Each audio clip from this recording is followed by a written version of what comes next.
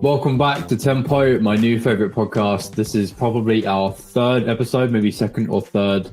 Going well already, lots of fun and lots of great comments and questions from you guys, which is nice to see. But I'll get straight into this next episode. This is going to teach me quite a lot, and hopefully you will learn a bunch along the way as well. So I'm with Jasmine, and I'm going to have to ask her a lot of questions about her career in marketing. She's been at a bunch of companies, held a lot of senior titles, lots of great work done. I was just scrolling through her LinkedIn, and it's a goldmine. So welcome, Jasmine, to the show. How are you doing?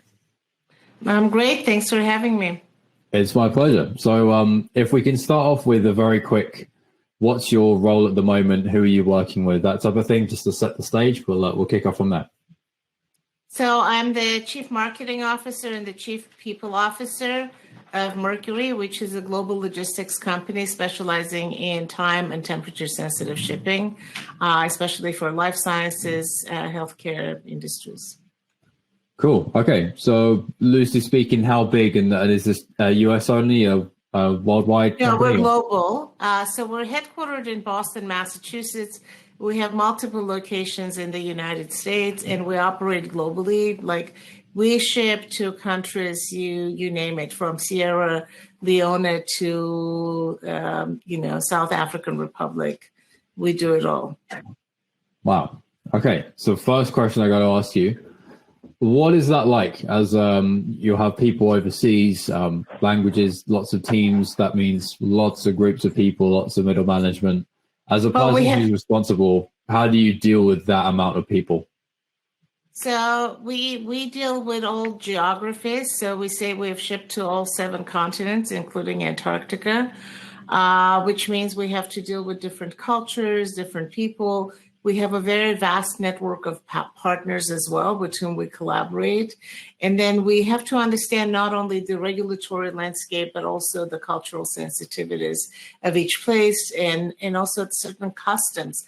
Also, we deal with customs, like customs brokerage. We have a customs brokerage business as well, but also with the local cultural customs traditions of the place. So you have to be really cognizant of the norms. We also have to know, is there a certain political situation there that we have to plan for, to contend with? So to ensure that those really valuable shipments arrive as they're intended to their recipient.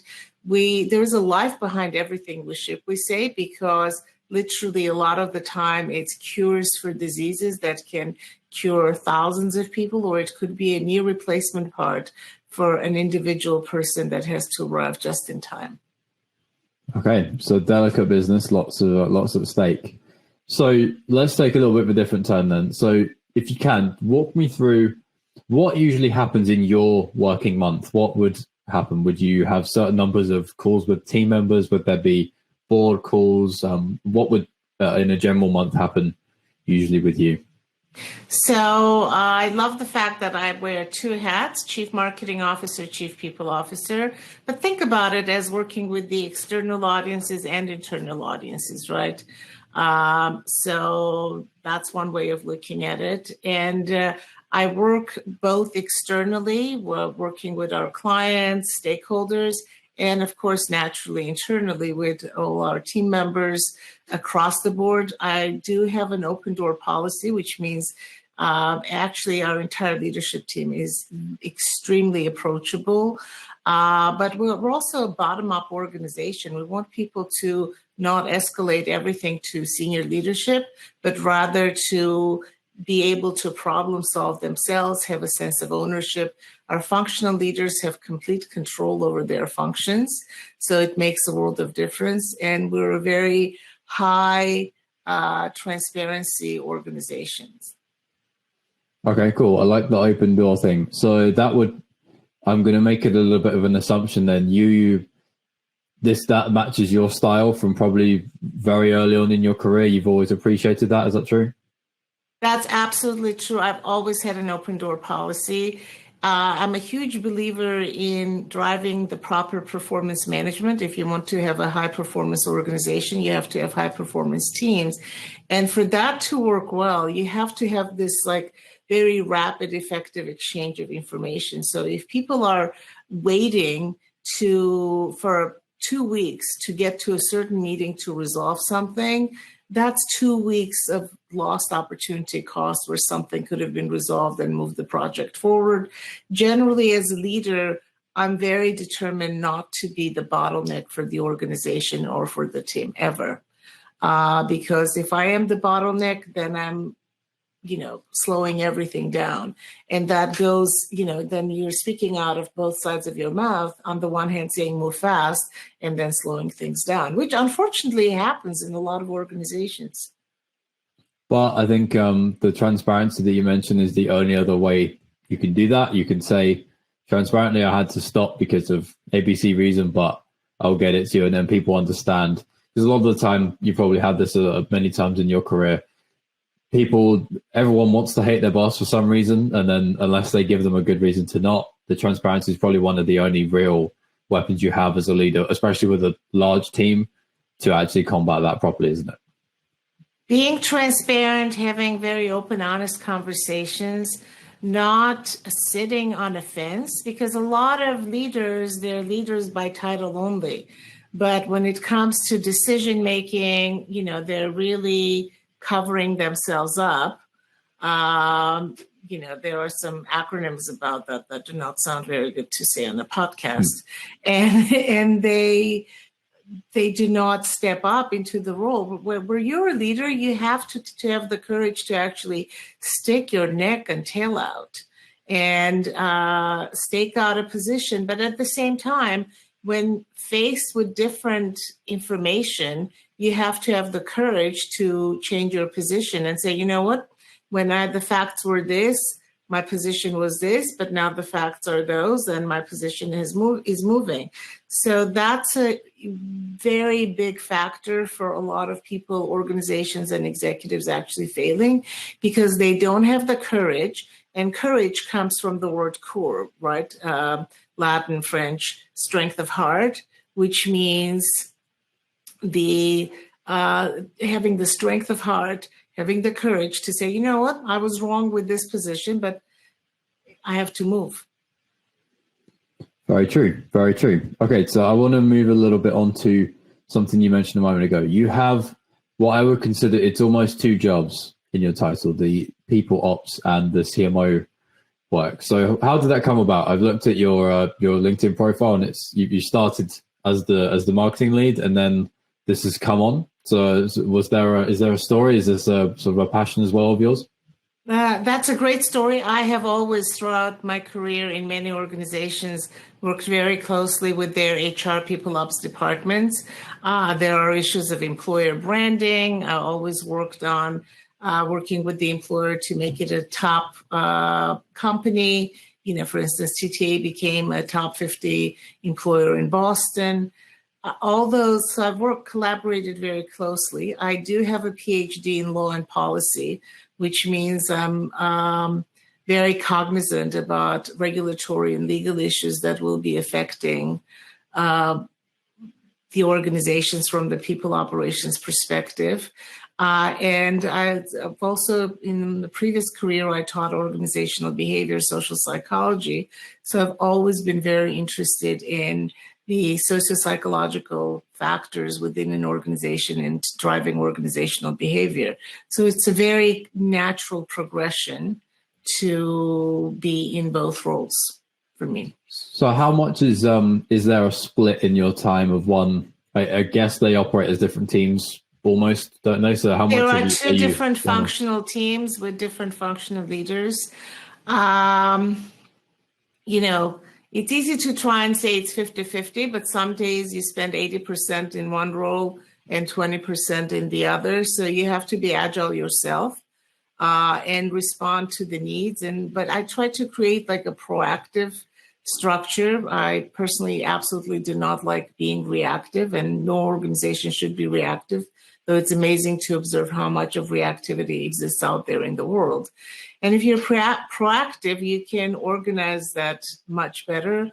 And then you also have to have your internal compass to make sure that you're not just ignoring one part and focusing on the other. Yeah, I would imagine, well, a chief marketing officer often has lofty goals, lots of responsibilities and problems, and any given moment, lots of things can happen.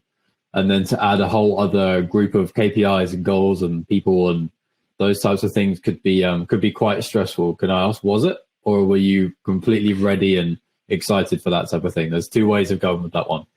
I wouldn't say it's stressful, though. A lot is always happening. I love it. I'm a person of action.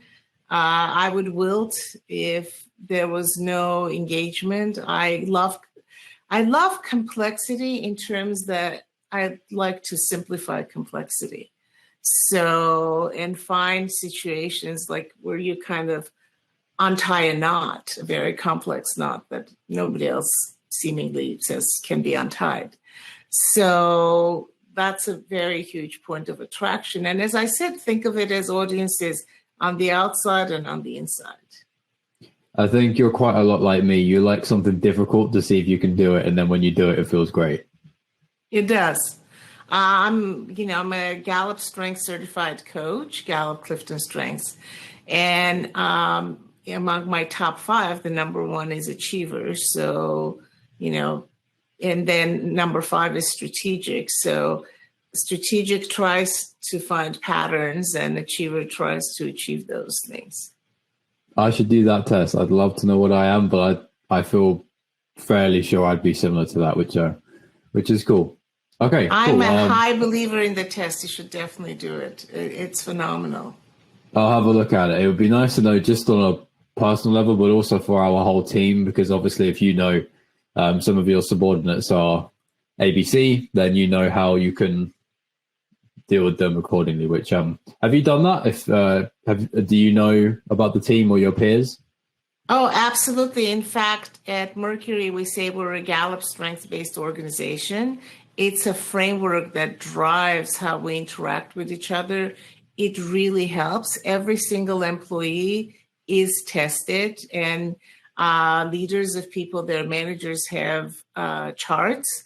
It also helps better team interaction. It actually helps understand your colleagues better and relate better. So let me give you an example. If a colleague is asking for more information, if you know they have input, then you know how to relate to it, that they're not doubting you, but it's their need for collecting information. Or if they're proposing something, is not them tearing you down, but they like to be helpful. So when you look at the world from that perspective, you understand. Or if somebody's restorative, they're trying to fix things all the time. It's in their nature.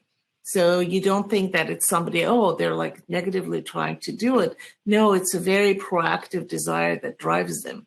Or if you know that there's an activator, somebody who is very quick to get started, but activators are not very good on finishing projects.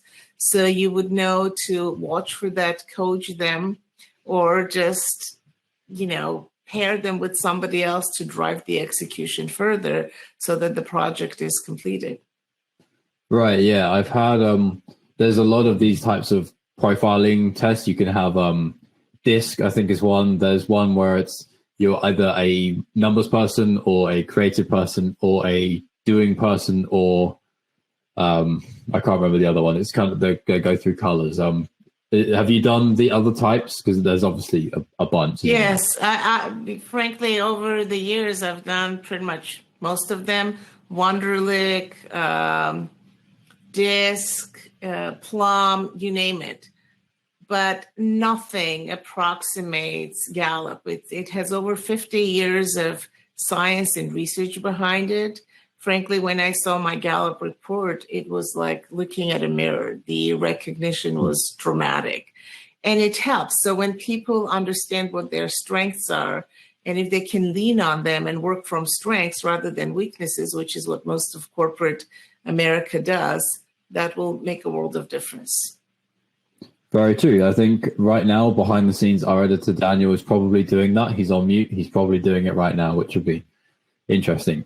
Okay, so if we can, I'd like to switch a little bit to a story that you might have for us. So I'll set the scene. I'll make up an example for you. I'd love to hear something challenging that's happened to you, maybe in the role that you've got at the moment, if there is, or in kind of the last couple of years or so, where you've had something go wrong, a big problem to solve, and how did you do it? What was it? What happened? What were the kind of contextual things behind the scenes? What did you do, and how did it come about? Give me a few minutes of some tension and drama. So this is a very sweet story of drama. At the time, it did not feel so sweet, but it needed to be resolved. I was at another global multinational company, huge, like 36,000 employees. We were launching a new website for France, and we needed to go and train all the French. Quite a team from the US. All their marketing efforts were driven out of the United States, especially digitally. So we had a rather large, sizable team. All the expenses were already made, airfare, everything scheduled. We're going to France. But all of a sudden, British, and the company was headquartered in the UK, but it had also many divisions. So somebody from UK, not from the headquarters, who had very antagonistic relations with France, says that they have to come. The France country leader, country president says, no, if they come, this won't be done. My leader is saying, Jasmine, just work it out, figure it out. We can't, get the British entity dissatisfied, but we can't have the French block it. It was seemingly a nightmare. And I'm talking with the French woman who was coordinating it. And it's an absolute no. If this gentleman comes, this cannot be done. The whole thing is being canceled. So until I hit on a point, I'm like, how about if he comes, but does not attend any of the training sessions, any of the working sessions, but we do include him just in a dinner, in a group dinner. And there was this long pause, and she said, now, Jasmine, we can't say no to breaking bread together. And so that's how we resolved the seemingly undoable situation, because saying no to the person to absolutely not come was not an option. Canceling the training was also not an option because we'd already invested so much money and we had deliverables to deliver, like everything would go haywire. So something small, cultural, breaking bread together, helped resolve a very challenging situation. I've got a couple of things to ask you about that then. So the first thing, how much did you have to sell that to the British person, or were they completely fine on board? I had to sell it to the British person, but they saw the outcome. So, and then I said I would privately sit down with him and share with him what was happening. I had assurances that his needs would also be met, but like I had to say, they're sensitive. They want the focus exclusively on them. So how about you come and join us for dinner, and then we'll have a nice time together. Right. So you disarmed one side, but you've had to broker your own settlement with him, as it were, to appease that piece. But that was okay because that's you. Gotcha. Okay. And then the idea about dinner, based on what you said to me before, you're knowing the profiles of people. Is that, you mentioned culture a couple of times, and that's come to my mind as you've talked about the open door policy. Did you pick up on that? Because obviously in France, food culture, amazing place to go and eat, very communal. Did you pick up on that on purpose? Was that a kind of, I know that they'd love to sit down and it's part of their world, isn't it, to be in that way? Did you think of that, or was it just kind of off the cuff? You know what, let's try this? No, it wasn't off the cuff. It was actually kind of came pretty intentionally, though it wasn't the first obvious thing, because you go in layers, right, trying to find a solution. And anybody who knows me, I love to travel, partly because I love to learn, and exposure to different cultures really enriches you. And there is not always like one way of doing things. You can approach things differently, and they can be just as effective. Sometimes we get encapsulated in doing something only one way because that's how it's done where we live. But it's really important to step outside of yourself and see other approaches. Hence, so I knew, and generally breaking bread together is a form of peacemaking. And usually, over food, you can resolve differences so much better because people are just in better mood. So there are things to civility, so to say. So it was the last option, and it worked. Very well brokered, if I say so myself. Great story. Thank you for sharing. I've got a few quick fire questions if we can end on that. Are you ready? Yeah, go for it.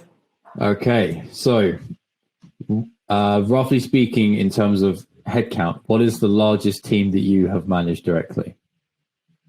Largest team that I've managed directly would be about 30%.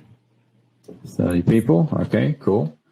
Across your career, this might be a difficult one to answer, but what is the average deal size you would guess that the companies you've been at have around about sold? Is that really difficult to answer, or does something come to mind?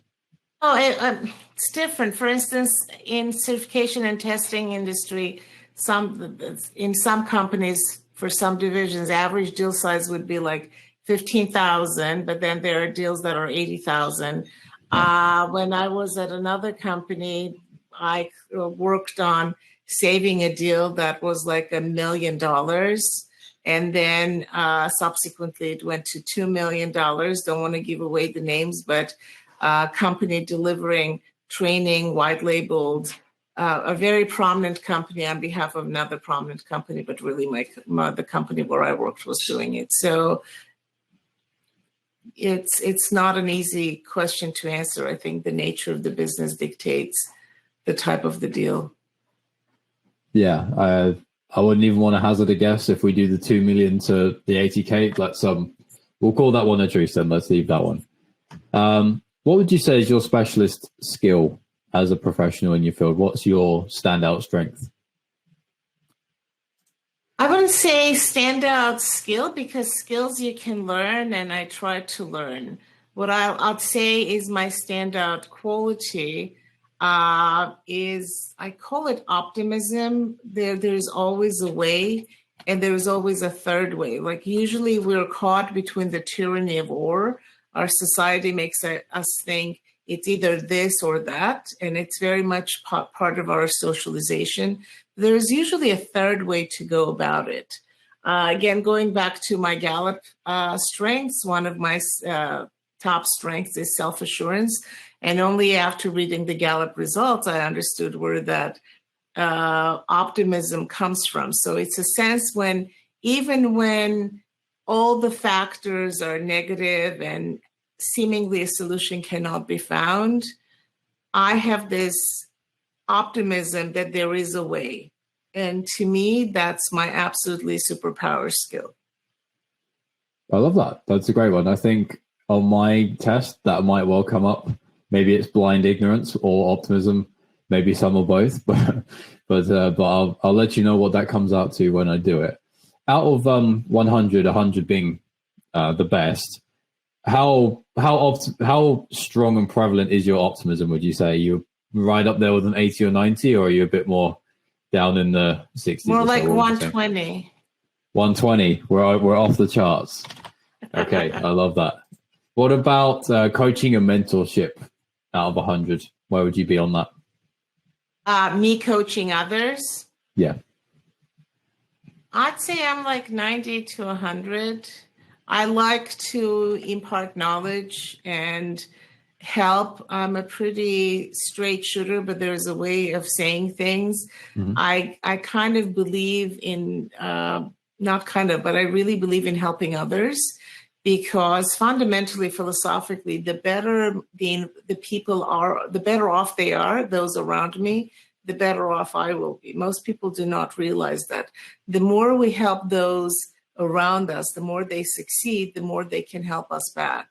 But I do it not thinking of it as a transactional. I do this for quid pro quo, more like you give it here and you get someplace else. Like I've been helped by people for whom I've done absolutely nothing, but then I try to go and help others. So you create this positive chain of goodness, and it really pays off.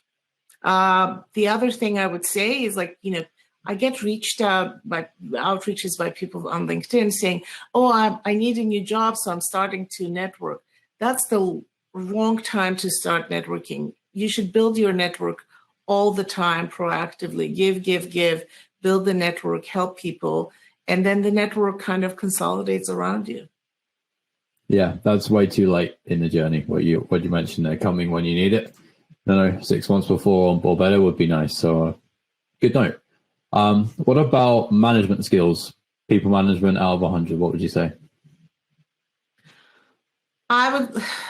People management is a very tough business, but I've been doing that for a long time, and I try to improve and do the best that's possible. You have, again, my second skill, strength on Gallup is individualization, which means I try to understand what matters to a person most, and I try to deliver on that. And then hopefully they try to deliver on the things that they need to deliver. It's trying to understand a person, their strengths, their interests. So I'd like to say I'm doing pretty well, 90 to 100. One of the metrics would be there are a number of employee people who have followed me from a role to a role to a role. I would say that's a pretty good indication. And these are high performers. It's not as if they get to chill and relax and, not deliver results. Yeah, one of the things I often read and think about is when you hire a senior leadership person of C-level or VP level, that type of thing, you at least have to bring one person who's really good with you. If not, you haven't done what's required to be a top performer of that level. So the fact that you say that, I'm not surprised. Okay, last couple. What time do you wake up in the morning? 5:36. 5:30. Wow. Could you teach me how to do that? That is It's not tough. what I do. 6 is easier. But if I need to, like today I had to be up at 5 just to have this conversation with you. I have a trip coming up later in the day. I have work to do. So, you do what you need to do. And I think the more you drive yourself, the more you accomplish. Most rational people would have probably canceled this call, but it's so much better to get it done. We respect that, and we're grateful. Thank you for that. And with that in mind, last two, and they should be quick and easy. What did you want to be when you grew up? When you were a kid, what was your dream job? That's a really good question. Astronaut. Everybody wants to. Like I used to draw these elaborate spaceships, and won an award in my third grade competition. It's the most elaborate one. So, but it's I don't know. I think I have become what I wanted to become. I'll be honest, that's the best answer we've had so far, and probably the first one I thought would ever be said, but hasn't yet. So I respect you for actually saying astronaut, because I think when you're whatever age it is, that's the default answer. But then people stray, but you've remained on that. So I love that. That's good. And final one. If somebody comes to mind now, that's great. If not, no problem. But is there a person that you think we could have on this podcast after you that you wouldn't be advised to introducing for us? Oh, I'd be happy to introduce you to so many people. What angle are you looking at? Oh, there's so many. Let me link to message you or email you about that. But I'd be happy to. There are so many people I can think of that I'd be happy to introduce you to. Amazing. Well, thank you very much, Jasmine. I appreciate the time in the morning, and of course I'll let you jump. But before you do, could you let people know where they might be able to connect with you and ask a question or send you that networking message if they'd like to? Oh, absolutely. So I'm very active on LinkedIn. Jasmine Martirossian. My URL is JASMINE-MARTIROSSIAN. They're welcome to join me there. And if they're looking to learn more about Mercury, if they need any time or temperature sensitive shipping with white glove service, it's shipmercury.com. Amazing. Well, I can't thank you enough. We appreciate you coming on and all of your great answers, all of your tips and tricks. And of course, if you've made it this far in the episode, well done to you. You have a very good attention span. Why not hit subscribe while you're here and send me a message? Tell me what we could do better with this, what you like, what you don't like, and some guests, maybe recommendations for me. But for now, thanks very much. And we'll see you in the next one, guys. See you in a bit.